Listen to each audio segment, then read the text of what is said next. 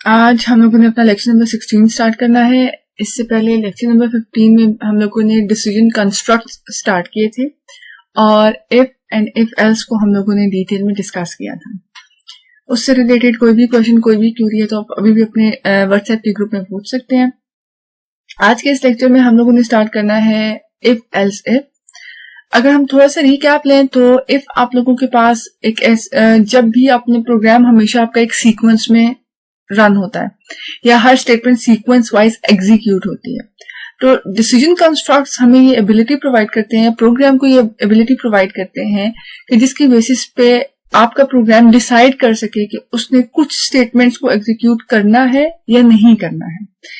और फिर हम लोगों ने डिस्कस किया था कि उन डिसीजन कंस्ट्रक्ट्स को इम्प्लीमेंट करने के लिए क्या क्या आप लोग यूज कर सकते हो। तो पहली चीज जो हम लोगों ने देखी थी वो थी इफ स्टेटमेंट। आप लोगों का जो भी प्रोग्राम होता है वो सीक्वेंस वाइज एग्जीक्यूट होता है, तो आपके प्रोग्राम को ये एबिलिटी प्रोवाइड करती है इफ स्टेटमेंट कि आपके इफ के अंदर आप लोग कंडीशन देते हो। जैसे अगर मैं उर्दू में बात करूं तो अगर ये सिनेरियो है तो ये काम करो, अगर गर्मी है तो एसी ऑन करो। तो इसका मतलब अगर गर्मी नहीं है तो आप लोग एसी ऑन नहीं करोगे। तो जिस तरह से आप डिसाइड कर सकते हो वैसे आप लोगों का प्रोग्राम भी डिसाइड कर सकता है। तो यूजिंग इफ हम लोगों ने इफ स्ट्रक्चर पढ़ा था। देन हम लोगों ने डिस्कस किया था इफ एल्स। इफ में ये होता है, इसकी लिमिटेशन क्या है कि अगर कंडीशन ट्रू है तो आप काम करो, अगर कंडीशन फॉल्स है, ट्रू नहीं है तो कुछ भी नहीं करो।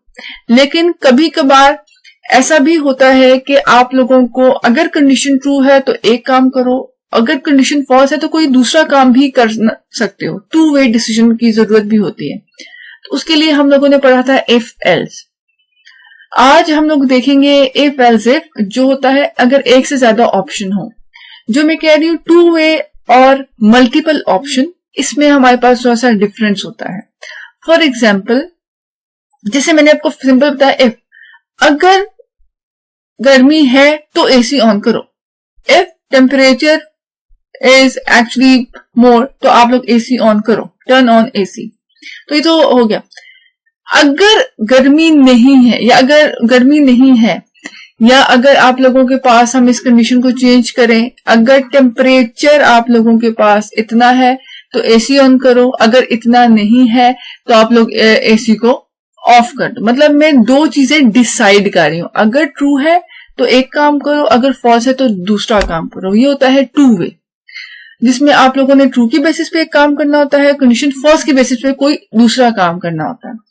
इसको हम लोगों ने देखा था कि हम लोग इफ एल्स से परफॉर्म करते हैं। देन आज हम लोगों ने जो पढ़ना है वो है इफ एल्स इफ। अगर आप लोगों के पास मल्टीपल ऑप्शंस हैं, मल्टीपल ऑप्शंस का मतलब है, फॉर एग्जांपल अगर टेम्परेचर 28 डिग्री से 30 डिग्री है तो एसी का ये टेम्परेचर सेट करो, अगर ये है तो एसी ऑन करो, अगर टेम्परेचर यहां से यहां तक है तो फैन ऑन करो, अगर टेम्परेचर आप लोगों का कम है, आप लोगों के पास ठंड हो रही है तो एसी या फैन ऑफ कर दो। तो एक से ज्यादा ऑप्शंस हैं, तो उसमें हम लोग यूज करते हैं if else if.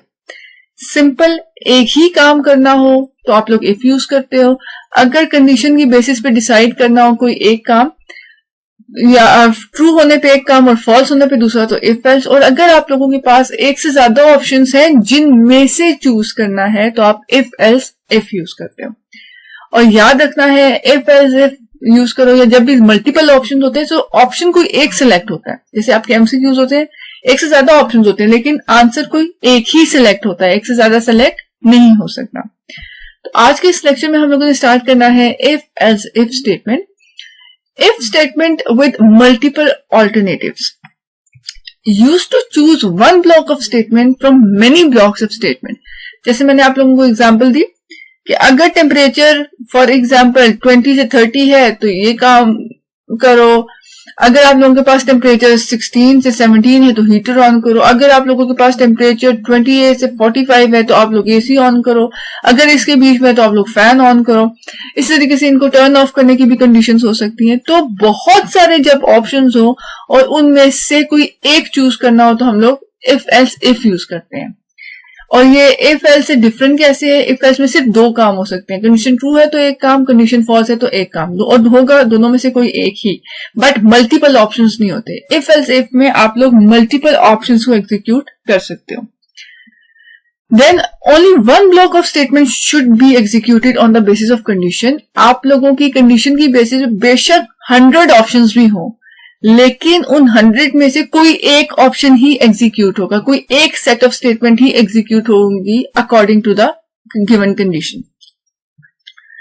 Test conditions are executed in sequence until a true condition is reached. आप लोगों की जितनी भी टेस्ट कंडीशंस हैं, जैसे मैं पहली कंडीशन लिखूंगी इफ में, देन मैं सेकंड कंडीशन लिखूंगी एल्स इफ, थर्ड लिखूंगी else if else if else if.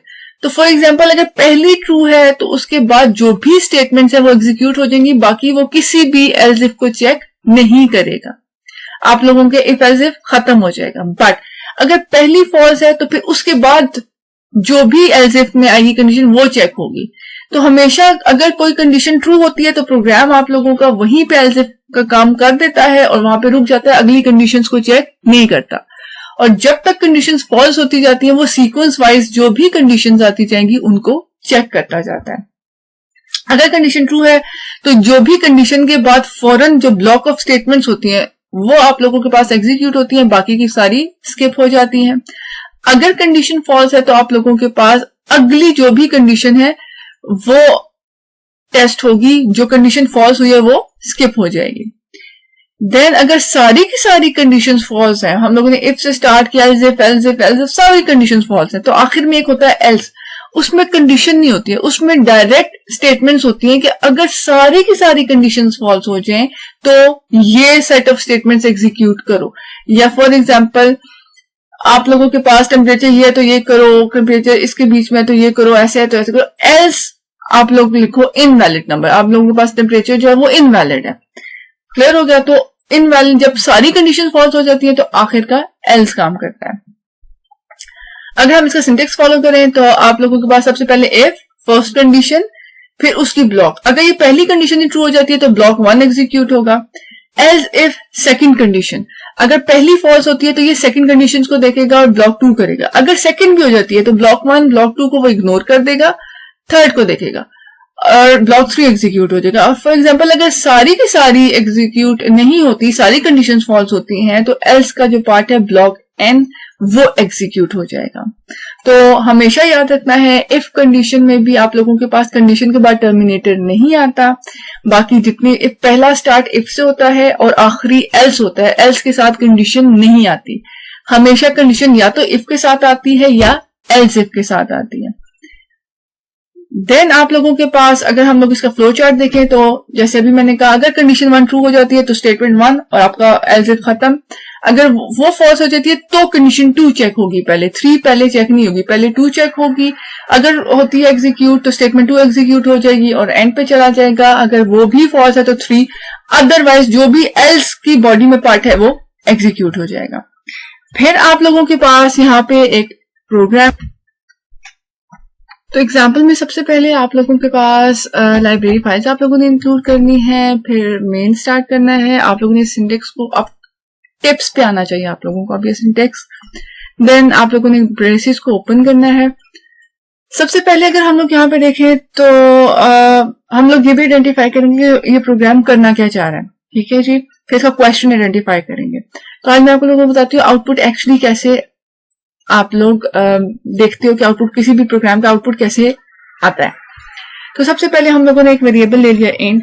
तो अगर मैं यहाँ पे आप लोगों के लिए एक पेन लूं तो हम लोग सिंपली बैक एंड पे रफ वर्क कर सकते हैं, एक मेमोरी ड्रॉ कर सकते हैं। ये हमारे पास क्या है, रफ वर्क। और बैक एंड पे मेमोरी में एक स्लॉट होगी जिसका नाम क्या हो जाएगा, n।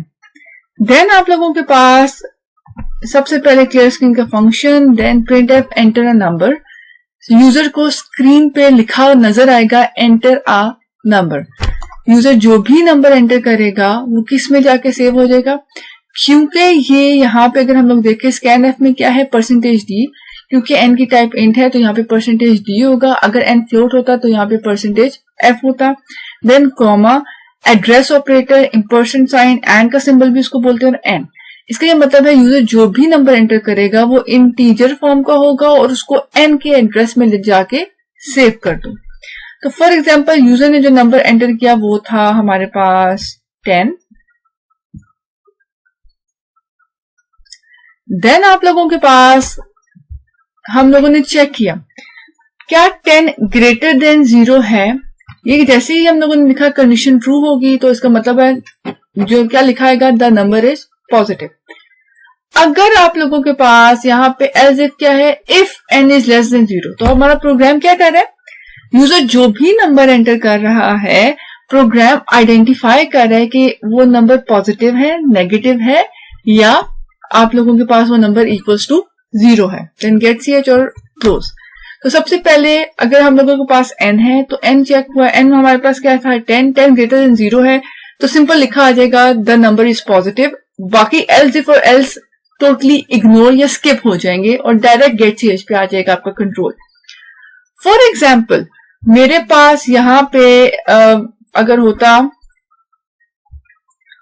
यूजर ने एंटर किया होता -10, तो अगर n में -10 होता तो if -10 is greater than 0 false, else if check होता, -10 इज लेस देन 0 ट्रू, तो इसका मतलब लिखा था नंबर इज नेगेटिव।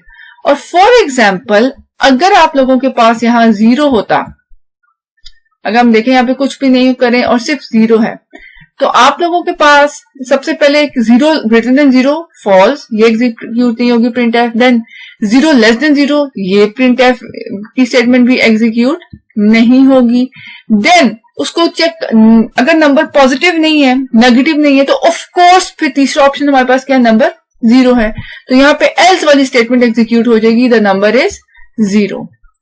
अगर हमारे पास यूजर ने 0 एंटर किया है, अगर हम लोग इसको सिंपल इफ एल्स से देखें तो हम लोग ये तो बता सकते हैं नंबर पॉजिटिव है या नेगेटिव है, लेकिन 0 नहीं बता सकते क्योंकि दो से ज्यादा ऑप्शन, अगर 2 ऑप्शन है तो इफ एल्स से काम हो सकता है, अगर 2 से ज्यादा ऑप्शन है तो हमें क्या यूज करना पड़ेगा, इफ एल्स इफ। होपफुली आप लोगों को ये प्रोग्राम समझ में आया। अगर हम लोग नेक्स्ट हमारे पास आता है nested if statement. Nested if statement का मतलब होता है इफ स्टेटमेंट के अंदर एक और इफ स्टेटमेंट को कॉल करना। फॉर एग्जाम्पल एक इफ एल्स है तो इफ की कंडीशन के बाद जो स्टेटमेंट्स होती है उसके अंदर मैं एक और इफ लिखूं, कंडीशन लिखूं और उसका एल्स पार्ट लिख दूं, तो वो मेरे पास होता है नेस्टेड इफ स्टेटमेंट। तो नेस्टेड करने से आप लोगों का जो प्रोग्राम है वो मोर कॉम्प्लेक्स होता है, लेकिन बहुत सारी फंक्शनैलिटीज आपको नेस्ट करने से अचीव भी कर सकते हो आप लोग। And if with in an if, जो इफ स्टेटमेंट के अंदर उसकी कंडीशन अगर ट्रू होती है, याद रखना है आप लोगों ने, नेस्टेड में आप लोगों के पास आउटर इफ होता है, फिर उसके अंदर इनर इफ होता है, फिर उसका भी इनर इफ हो सकता है।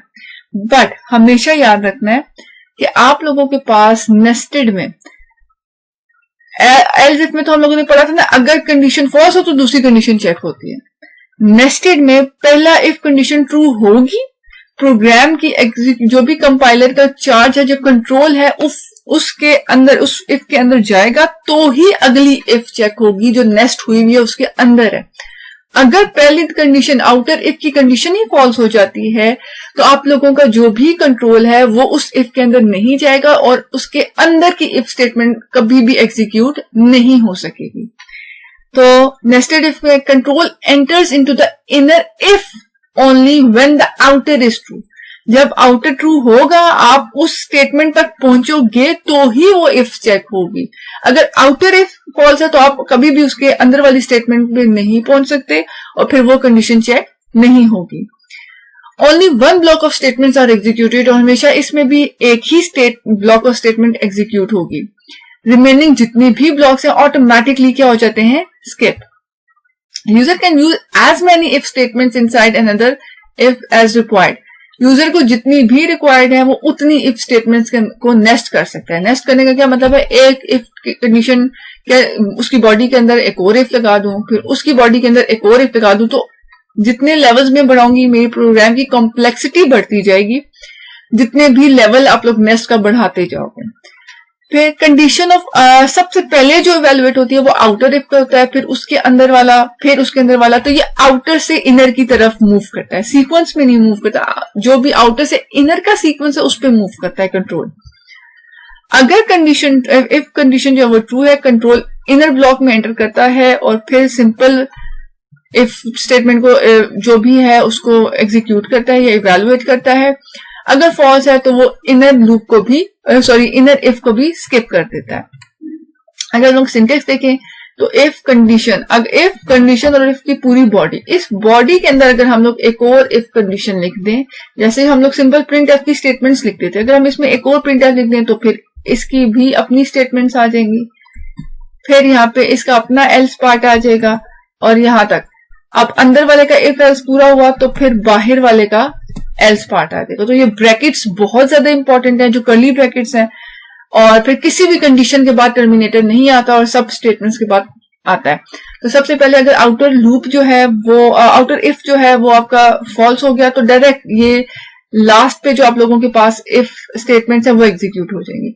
अगर पहला ये इफ जो है वो ट्रू हो जाता है तभी आप लोगों का कंट्रोल यहां जाएगा, आप इसको चेक करोगे। अगर कंडीशन ट्रू होगी तो ये एग्जीक्यूट होगी, अगर कंडीशन फॉल्स होती है तो आप लोगों के पास ये एल्स पार्ट एग्जीक्यूट होगा। तो सबसे पहले ये आप लोगों के पास आउटर इफ कंप्लीट आ गया और इनर इफ एल्स ये है। अगर आप लोगों के पास आउटर जो है वो आफ्टर कंडीशन ये है जो ट्रू होगी तो ही यहां पे मूव करेगा, अगर ये ट्रू होगी तो ही ये एग्जीक्यूट होगी, अगर ये फॉल्स हो जाएगी तो फिर ये सारा का सारा एग्जीक्यूट नहीं होगा, डायरेक्ट आप लोगों के पास ये स्टेटमेंट्स एग्जीक्यूट हो जाएंगी। देन आप लोगों के पास इफ एल्स स्टेटमेंट में अगर हम देखें, हम इसका फ्लो चार्ट देखें नेस्टेड का क्या है, तो कंडीशन 1 अगर ट्रू होगी तो कंडीशन 2 चेक होगी, उसके अंदर की कंडीशन, अगर वो ट्रू होगी तो जो भी स्टेटमेंट्स है, अगर फॉल्स हुई तो दूसरी सेट ऑफ स्टेटमेंट। अगर कंडीशन 1 से फॉल्स होगी तो वो पूरा का पूरा ये जितना भी एरिया है आप लोगों के पास, ये सारा के सारा एरिया ये एग्जीक्यूट नहीं होगा और आपका प्रोग्राम जो है वो डायरेक्ट स्टेटमेंट 3 पे आ जाएगा। देन अगर हम लोग एग्जांपल देखें इसकी, तो सबसे पहले लाइब्रेरी फाइल्स इंक्लूड करनी है, मेन, फिर मेन को स्टार्ट किया। सबसे पहले आप लोगों के पास इंट एबीसी, तो अगर हम लोग देखें इसको रन करने की कोशिश करें तो आप लोगों के पास सिंपल रफ वर्क में आप लोगों ने 3 बना लेने हैं।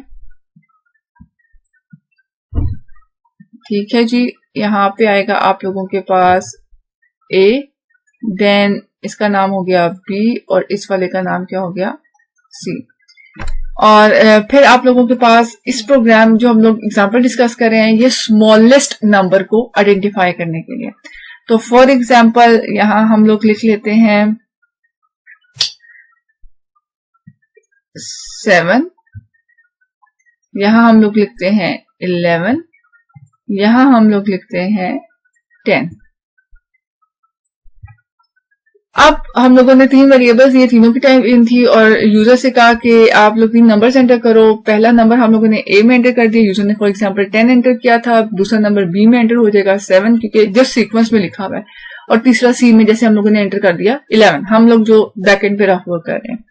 देन आप लोगों के प्रोग्राम चेक करेगा क्या ए लेस देन बी है। अब ए के अंदर देखो हमारे पास क्या है 10 और बी के अंदर क्या है 7। क्या ए लेस देन बी है, ये कंडीशन क्या है, 10 लेस देन 7 नहीं है, इसका मतलब है ये इनर इफ को भी चेक नहीं करेगा, ये सारी की सारी कंडीशन फॉल्स हो जाएगी। डायरेक्ट एल्स में क्या आ जाएगा, एल्स के बाद जो एक और इफ आया है। फिर बी को चेक करो, क्या बी लेस देन सी है। बी को हम लोगों ने देखा 11 से कम, 7 लेस देन 11 है, ट्रू, तो इसका मतलब है लिखा आ जाएगा बी स्मॉलेस्ट है। अदरवाइज आप लोगों के पास क्या लिखा आता, सी स्मॉलेस्ट है। अगर फॉर एग्जांपल हम लोग एक और एग्जांपल देख ले, इसको हम लोग 17 कर देते हैं। ये देखिए, अगर इसको हम लोग 17 फॉर एग्जांपल बी में 17 है तो अब चेक करें क्या ए लेस देन बी है, 10 लेस देन 17 है, ट्रू। फिर ए को सी से चेक किया, क्या ए लेस देन सी है, ए लेस देन सी था तो क्या लिखा आ जाएगा, जो स्मॉलेस्ट नंबर है वो क्या है, ए। तो हमेशा ये प्रोग्राम जब भी एग्जीक्यूट होगा आप लोगों के पास यहाँ पे हमेशा स्मॉलेस्ट नंबर को आइडेंटिफाई करेगा। ये आप लोगों के पास आउटर इफ है,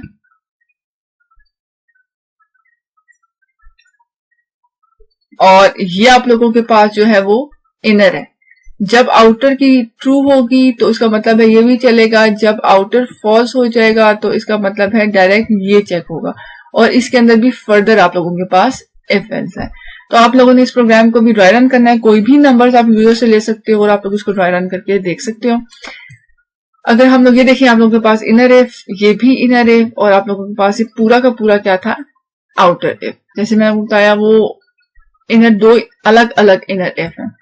फॉर एग्जाम्पल यूजर ने एंटर किया 20 ए में सेव हो जाएगा, 35 बी में, 13 क्या हो जाएगा सी में। तो जब उसने चेक किया सबसे पहले क्या 20 लेस देन 35 था, ट्रू, फिर क्या 20 लेस देन 13 था, फॉल्स हो गया। तो सिंपल सॉरी फॉल्स हो गया, तो क्या लिखा आ जाएगा, जो सी है वो स्मॉलेस्ट नंबर था। देन हमारे पास आती है स्विच स्टेटमेंट। स्विच स्टेटमेंट में आप लोगों के पास गुड ऑल्टरनेटिव है नेस्टेड इफ एल्स का। जैसे भी हम लोगों ने इफ एल्स को नेस्ट किया, इफ एल्स के अंदर एक और इफ एल्स, एक और इफ एल्स, तो आप लोगों इफ एल्स की जगह या इफ एल्स इफ की जगह नेस्टेड स्विच स्टेटमेंट को यूज कर सकते हो। Use when there are many choices. आप लोगों के पास स्विच तब यूज होती है जब आप लोगों के पास बहुत सारी चॉइसेस होती हैं। बट आप लोगों ने याद रखना है कि हर इफ एल्स इफ से लिखा हुआ या नेस्टेड इफ एल्स से लिखा हुआ प्रोग्राम जो है वो स्विच से, हर स्विच से लिखा हुआ प्रोग्राम तो इफ एल्स इफ या नेस्टेड इफ एल्स से सॉल्व हो सकता है, पर हर इफ एल्स या एल्स इफ में लिखा हुआ प्रोग्राम स्विच से सॉल्व नहीं होता, या स्विच से एग्जीक्यूट नहीं हो, स्विच से एग्जीक्यूट नहीं होता। फॉर एग्जाम्पल हम एक एग्जाम्पल लेती हूँ, जैसे स्टूडेंट्स के ग्रेड्स कैलकुलेट करने, तो ग्रेड कैलकुलेट करने में आप लोगों के पास रेंज इन्वॉल्व होती है। फॉर एग्जाम्पल एक क्वेश्चन है, एक स्टूडेंट पास है या फेल, ये तो सिंपल इफ एल्स हो जाएगा। अगर marks greater than equal to 40 है तो पास, अदरवाइज एल्स फेल। अब अगर हम लोग ग्रेड्स देना चाहते हैं, अगर स्टूडेंट्स के मार्क्स ग्रेटर देन 90 हैं तो A+2, अगर 80 से 90 के बीच में रेंज है तो इसका मतलब है उसको A दे दो। अगर उसके else if marks greater than 80 है लेकिन लेस देन 90 है तो क्या दो, A। अगर मार्क्स ग्रेटर देन 75 है, लेस देन 80 है, या लेस देन इक्वल टू 80 है तो मार्क्स उसके होने चाहिए, उसको B+ दे दो। तो इसका मतलब है एक से ज्यादा ऑप्शंस हैं, तो हम इफ एल्स यूज नहीं कर सकते, हम इफ एल्स इफ यूज करेंगे। और आप लोगों के पास स्विच में ये रेंज आप लोग यूज नहीं कर सकते हो। स्विच में हमेशा वो एक्सप्रेशन यूज होता है जिसका आंसर, या स्विच की कंडीशन में ऐसे एक्सप्रेशन यूज होता है जिसका आंसर एक सिंगल नंबर या सिंगल करेक्टर हो, या सिंगल इंटीजर या सिंगल करेक्टर हो। तो आप लोगों के पास क्योंकि ग्रेड कैलकुलेट करना तो मार्क्स की रेंज है, मतलब 80 से 90, 75 से 80, जब ये रेंज आती है तो वो प्रोग्राम आप लोगों के पास इफ एल्स इफ या नेस्टेड इफ एल्स से सॉल्व या एग्जीक्यूट करोगे। और अगर ऐसे तमाम प्रोग्राम्स जिसमें आप लोगों के पास एक्सप्रेशन का रिजल्ट एक सिंगल नंबर आता है, वहां पे आप लोग स्विच यूज कर सकते हो। जहां रेंज इन्वॉल्व होती है वहां स्विच यूज नहीं करोगे। देन आप लोगों के पास स्विच भी तब यूज होता है जब आप लोगों के पास बहुत सारी चॉइसेस होती है। अगर हम इसका सिंटेक्स देखें तो सबसे पहले स्विच का कीवर्ड लिखना है और ब्रैकेट में एक्सप्रेशन या एक्सप्रेशन कंडीशन भी बोल सकते हैं इसको, एक ऐसा एक्सप्रेशन जो आप लोगों के पास एक सिंगल नंबर या सिंगल इंटीजर जनरेट करे आप लोगों के पास। फिर इसके बाद भी आप लोगों ने टर्मिनेटर यूज नहीं करना। फिर जो भी इसका रिजल्ट, जो भी इस एक्सप्रेशन का रिजल्ट होगा या जो भी आप लोगों के पास नंबर आएगा वो केस में लिखते हो आप लोग। फॉर एग्जाम्पल आप लोगों के पास जैसे केस का कीवर्ड यूज करना है और फिर वैल्यू 1, ये वैल्यू 1 जो लिखा है ना, ये वैल्यू n तक जाएगा। ये कोई भी नंबर हो सकता है। फॉर एग्जाम्पल इस एक्सप्रेशन का रिजल्ट अगर 1 था तो स्टेटमेंट 1 एग्जीक्यूट करो। अगर केस 2 लिखो तो 2 था तो आप लोगों ने स्टेटमेंट 2 एग्जीक्यूट करनी है। 3 था तो 3 एग्जीक्यूट करनी है। एक और चीज देखनी है आप लोगों ने, ये ब्रेक। आप लोगों ने हर केस को खत्म करने से पहले उसकी स्टेटमेंट्स के बाद ब्रेक और टर्मिनेटर मस्ट लिखना है। और अगर आप लोगों के पास इस वैल्यू की जगह डायरेक्टली कोई नंबर लिखना चाह रहे हो, जैसे 1 लिखना है तो आप लोग सिंपल 1 लिखोगे। बट अगर आप लोग कोई करेक्टर लिखना चाह रहे हो तो आप लोग उसको पहले, फॉर एग्जांपल मैंने ए लिखना था तो मैं पहले इसको सिंगल कोट्स में लिखूंगी और फिर मैं यहाँ पे ए लिखूंगी और फिर कॉलन डलेगा। तो अगर इस वैल्यू 1 की जगह सिंपल कोई इंटीजर वैल्यू है तो डायरेक्ट वैल्यू आती है, और अगर केस की जगह कोई करेक्टर यूज करना है तो फिर करेक्टर सिंगल कोट्स में यूज होता है। अदरवाइज उसमें बाकी और कोई भी चेंज नहीं है आप लोग। और आखिर में आप लोग देख रहे हो कि हर केस उसकी स्टेटमेंट, फिर आखिर में दूसरा केस शुरू होने से पहले ब्रेक, केस का कीवर्ड लाजमी यूज करना है। हर केस के बाद उसके बाद कॉलन आता है, फिर स्टेटमेंट्स के बाद टर्मिनेटर आता है। और जब आपका कोई भी केस ट्रू ना हो, जैसे इफ एल्स इफ में जब कोई भी इफ एल्स ट्रू की कंडीशन ट्रू ना हो तो आखिर में एल्स आता था, तो स्विच में उसकी जगह आखिर में डिफॉल्ट आता है कि जब ये सारे के सारे कंडीशन, ये सारे के सारे में से कोई भी केस एग्जीक्यूट ना हो तो आप लोगों की ये डिफॉल्ट कंडीशंस डायरेक्टली एग्जीक्यूट हो जाती हैं। और अगर इनमें से कोई एक केस, फॉर एग्जांपल पहला केस ट्रू हो जाता है तो यहां तक ब्रेक हो जाएगा, आपकी स्विच ब्रेक हो जाएगी और आपका कंट्रोल यहां से बाहर आ जाएगा। अगर पहला जो है वो फॉल्स होता है तो ही ये वाला केस चेक होगा और स्टेटमेंट 2 एग्जीक्यूट होगी। अगर ये भी फॉल्स हो जाए तो आगे मूव करेगा। अगर सारे के सारे फॉल्स हो जाते हैं तो डिफॉल्ट की स्टेटमेंट चलेगी। और इन केसेस में से या डिफॉल्ट में से कोई एक ही चीज एग्जीक्यूट होगी। इन एक केस या एक डिफॉल्ट ऐसी एग्जीक्यूशन नहीं होती। अगर हम लोग यहाँ पे देखें इसका फ्लो चार्ट, तो सबसे पहले स्विच में एक्सप्रेशन जो भी इवैल्यूएट होगा उसका कोई ना कोई आंसर आएगा और उनका आंसर किसी ना किसी केस से मिलना चाहिए। अगर अगर केस 1 ट्रू हो गया, उसकी कंडीशन ट्रू होगी तो स्टेटमेंट 1 एग्जीक्यूट होगी और आप स्विच के एंड पे पहुंच जाओगे। अगर केस 1 नहीं होता तो फिर केस 2 चेक होगा, केस 3 होगा, सीक्वेंस में चेक होगा। और अगर कोई किसी भी पॉइंट पे अगर किसी केस की वैल्यू ट्रू हो जाए तो उससे नेक्स्ट जितने भी केसेस हैं वो चेक नहीं होते, आप डायरेक्टली स्विच से बाहर आ जाते हो। अगर हम लोग एग्जांपल देखें तो आप लोगों के पास सबसे पहले आप लोगों ने लाइब्रेरी फाइल्स को इंक्लूड करा, मेन को इंक्लूड किया, देन एक नंबर ले लिया n।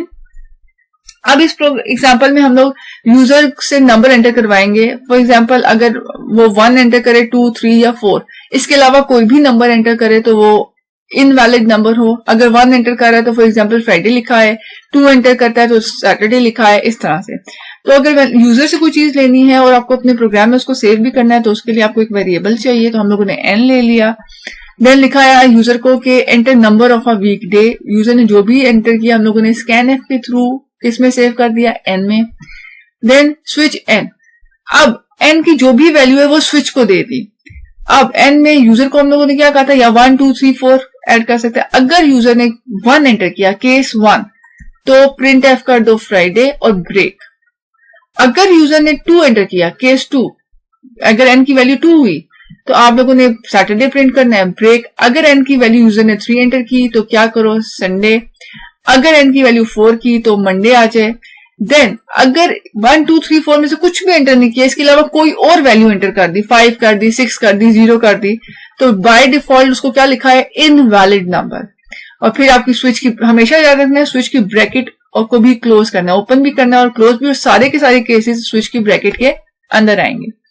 देन आप लोगों के पास गेट ch और क्लोज। तो आप लोगों के पास यहाँ पे याद रखना है कि स्विच का जो भी एक्सप्रेशन होता है, अगर आपने n की जगह कोई एक्सप्रेशन लिखना है तो आपने याद रखना है एक्सप्रेशन एक सिंगल वैल्यू में उसका आंसर आना चाहिए, नहीं तो डायरेक्टली अगर n लिखना है तो जो भी यूजर ने वैल्यू एंटर की वो स्विच के पास जाएगी और फिर इसके केसेस चेक होंगे। अगर 1, 2, 3, 4 में से कोई नंबर एंटर किया तो वो वाली प्रिंट हो जाएगी स्टेटमेंट। अगर इसके अलावा कोई भी नंबर एंटर किया तो डिफॉल्ट में हमारे पास क्या है, इनवैलिड नंबर यूजर को लिखा हुआ नजर आ जाएगा। देन इफ एल्स इफ और स्विच में डिफरेंसेस हैं जो मैंने भी आप लोगों को पहले भी एक्सप्लेन किया। इफ एल्स इफ के it can test for equality as well as for logical expression. आप लोगों के पास जैसे मैंने कहा था रेंज लॉजिकल एक्सप्रेशन था ना, कि ग्रेटर देन, इक्वल टू और एंड और ये सब यूज हो रहा था रेंज को बताने के लिए कि number greater than 80 and less than equals to 90, तो लॉजिकल ऑपरेशंस थे, तो इफ एल्स इफ यूज होगा। लेकिन अगर नंबर में सिर्फ इक्वालिटी है, जैसे n 1 के इक्वल है, 2 के या 3 के इक्वल है, तो आप लोग क्या यूज करोगे, स्विच। इफ एल्स इफ में क्या, it uses multiple expression for multiple choices. ये एक से ज्यादा एक्सप्रेशंस को यूज करता है। जैसे मैंने मार्क्स का बताया था, 80 से 90 एक एक्सप्रेशन हो गया, 90 से ऑनवर्ड्स एक एक्सप्रेशन हो गया, 75 से 80 एक एक्सप्रेशन हो गया। तो ये मल्टीपल एक्सप्रेशंस को एल्स इफ के अंदर एक्सप्रेशन आता है, हर एल्स इफ का अपना एक्सप्रेशन होता है। बट आप लोगों के पास स्विच में एक सिंगल एक्सप्रेशन होता है, हाँ उसका रिजल्ट डिफरेंट केसेस में दिखाई देता है। Then it can check a range of value, और आप लोगों के पास इफ एल्स इफ रेंज को चेक करता है, स्विच रेंज को चेक नहीं कर सकता। आप लोगों के पास स्विच जो इफ एल्स इफ है वो लेस कॉम्पैक्ट है और जो स्विच है वो मोर कॉम्पैक्ट होता है। मोर प्रिसाइज होता है और कंप्लीट होता है। इट कैन इवेलुएट, जो आप लोगों के पास इफ एल्स इफ है वो इंट, फ्लोट और दूसरी डेटा टाइप्स को इवेलुएट कर सकता है। बट मैंने जैसे आपको पहले बताया था, स्विच में जो एक्सप्रेशन का रिजल्ट आता है कोई ना कोई इंटीजर या कैरेक्टर होना चाहिए। तो स्विच जो है सिर्फ इंटीजर या कैरेक्टर को इवेलुएट कर सकती है। देन आप लोगों के पास लास्ट में है कंडीशनल ऑपरेटर। ये इफ एल्स की तरह यूज होता है, इफ एल्स का ऑल्टरनेटिव है। सिंपल डिसीजन मेकिंग स्ट्रक्चर है, इवेलुएट करता है कंडीशन को, कंडीशन की बेसिस पे डिसाइड करता है कि सबसे पहले इसमें कंडीशन लिखी आती है, फिर कॉलन आता है, फिर एक स्टेटमेंट, फिर दूसरी सेट ऑफ स्टेटमेंट। अगर कंडीशन ट्रू होती है तो जो पहला हाफ है वो एग्जीक्यूट होता है, अगर फॉल्स होता है तो दूसरा हाफ एग्जीक्यूट होता है। और ये इफ एल्स इफ, ये इफ एल्स का ऑल्टरनेट है। Else if, if else if का ऑल्टरनेट नहीं होता ये। इसको हम लोग टर्नरी ऑपरेटर भी बोलते हैं कि उसमें तीन चीजें इन्वॉल्व होती हैं, तीन ऑपरेंड्स इन्वॉल्व होते हैं। अगर हम इसका सिंटेक्स देखें, सबसे पहले कंडीशन लिखनी है अपने ब्रैकेट में, क्वेश्चन मार्क। अगर कंडीशन ट्रू हो जाए तो आप लोगों का प्रोग्राम क्या करे, फिर कॉलन, और फॉल्स हो जाए तो क्या करें। देन अगर हम लोग इसका एग्जाम्पल से देखें तो सही से समझ में आएगा। लाइब्रेरी फाइल्स इंक्लूड की आप लोगों ने, देन दो वेरिएबल ले लिए एक्स एंड वाई, फिर क्लियर स्क्रीन, यूजर से कहा दो नंबर एंटर करो, पहला एक्स में सेव कर दिया, दूसरा वाई में सेव कर दिया। फिर हमने कहा कि एक्स ग्रेटर देन वाई, ये कंडीशन आ गई, फिर क्वेश्चन मार्क। अगर एक्स ग्रेटर देन वाई है तो जो पहली प्रिंट एफ है एक्स इज लार्जर, वो प्रिंट हो जाएगी। फिर कॉलन के बाद अगर x greater than y false हो जाता है तो ये पहली वाली स्किप हो जाएगी और ये दूसरी वाली जो भी है ये आप लोगों के पास एग्जीक्यूट हो जाएगी। अगर यहाँ पे रिजल्ट इसका ट्रू आता है तो आप लोगों के पास ये एग्जीक्यूट होगी। अगर रिजल्ट आप लोगों के पास फॉल्स आता है तो आप लोगों के पास ये स्किप होके डायरेक्ट ये वाली एग्जीक्यूट हो जाएगी। तो ट्रू आने के बाद पहली सेट होती है कॉलन के बाद की, और अगर फॉल्स आ जाता है तो कॉलन के बाद वाली स्टेटमेंट एग्जीक्यूट होती है। देन हमारे पास यहाँ पे आउटपुट अगर देखें, यूजर ने एंटर किया 1250, तो 12 एक्स में चला जाएगा, 50 वाई में चला जाएगा। फिर 12 अगर ग्रेटर देन वाई है तो 12 ग्रेटर देन वाई नहीं, कंडीशन फॉल्स, तो लिखा क्या आ जाएगा, वाई वाली वैल्यू। तो वाई में क्या था, 50, 50 इज लार्जर। देन आप लोगों का होम टास्क ये कि जितनी भी एग्जांपल्स या एक्सरसाइज में मेंशन है वो सब आप लोगों ने बुक से प्रैक्टिस करनी है। एरर और आउटपुट के क्वेश्चन बहुत इंपॉर्टेंट है, आप लोगों ने उसको देखना है। और जो वर्किंग है, इफ की वर्किंग, इफ एल्स की क्या वर्किंग है, इफ एल्स इफ की क्या है, स्विच की क्या है, वो सारी आप लोगों ने अपने नोट्स में नोट डाउन करनी है, या आप लोगों के नोट्स मेंटेन करने हैं, जो मैं आप लोगों के लिए नोट्स चेक करूंगी। तो आज के लेक्चर के लिए इतना ही। आप लोगों को कोई मसला, कोई प्रॉब्लम हो तो आप लोग मुझसे व्हाट्सएप के ग्रुप में पूछ सकते हो। होपफुली आप लोगों को समझ में आया हो। अगर आप लोगों को समझ में नहीं आया तो एक दफा आप लोगों ने उसको बुक से लाजमी पढ़ना है, लेक्चर लाजमी सुनना है, और आप फिर उसको पूछ सकते हो। Thank you very much.